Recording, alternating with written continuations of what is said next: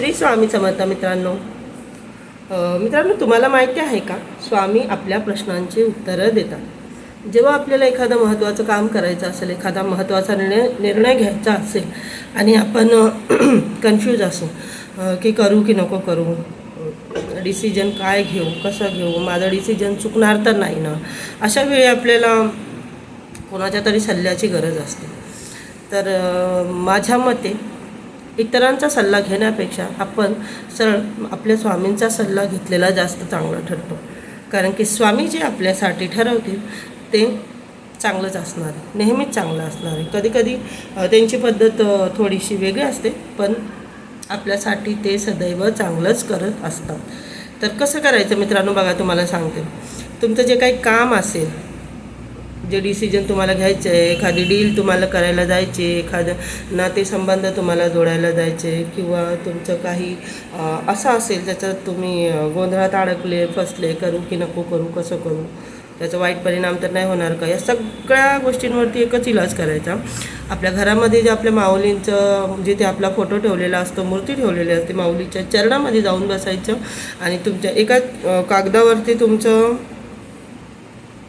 ते काही असेल ऑलरेडी, ते म्हणजे जितकं तुमचं काम असेल ते पूर्ण लिहायची काहीच गरज नाही. फक्त 2 चिठ्ठ्या बनवायच्या, करू किंवा नको करू, किंवा होईल किंवा नाही होणार, अशा ज्या असेल ते. तुमचं एखादं काम असेल तर त्याच्याबद्दल जे तुम्हाला यापैकी योग्य काय वाटतं ते तुम्ही लिहून 2 चिठ्ठ्या बनवायच्या, स्वामींच्या चरणामध्ये ठेवायच्या आणि स्वामींना मनामध्ये प्रार्थना करायची की स्वामी माझ्या प्रश्नाचं उत्तर द्या.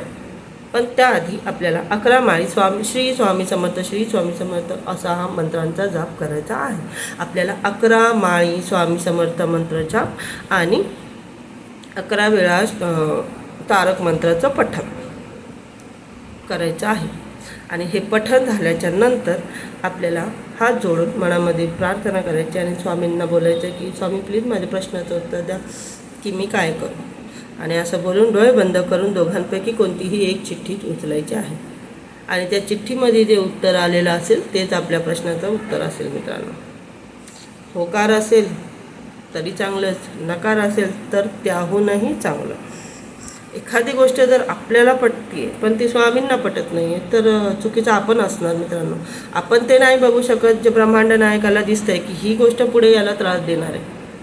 आत्ता जर ही गोष्ट याला नाही मिळाली तर थोडा वेळ हा दुःखी होईल, पण हा पुढे चालून याला माहिती होईल की ही गोष्ट माझ्यासाठी घातक होती.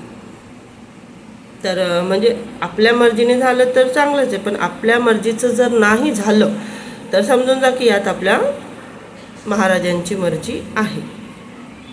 अशा प्रकारे आपण आपल्या स्वामींना प्रश्नांची उत्तरं विचारू शकतो. आणि त्यांचे उत्तर तुम्हाला अचूकच भेटणार आहे. तर या पद्धतीने स्वामी आपल्या प्रश्नांची उत्तरं देतात मित्रांनो. जेव्हाही तुम्ही कधी कोणत्या दुविधेमध्ये अडकलेले असाल, कन्फ्यूज असाल, तर असं करून बघा. हा खूप फायदेशीर उपाय आहे आणि उत्तर तर चोखच भेटणार आहे आपल्याला. ब्रह्मांड नायकाचा आदेश आहे, चांगलाच असणार आहे ना आपल्यासाठी. तर माणसांना प्रश्न विचारण्यापेक्षा मी म्हणते की ही पद्धत खूप छान आहे. करून बघा कधी गरज पडली तर. भेटूया पुढच्या व्हिडिओमध्ये. श्री स्वामी समर्थ मित्रांनो.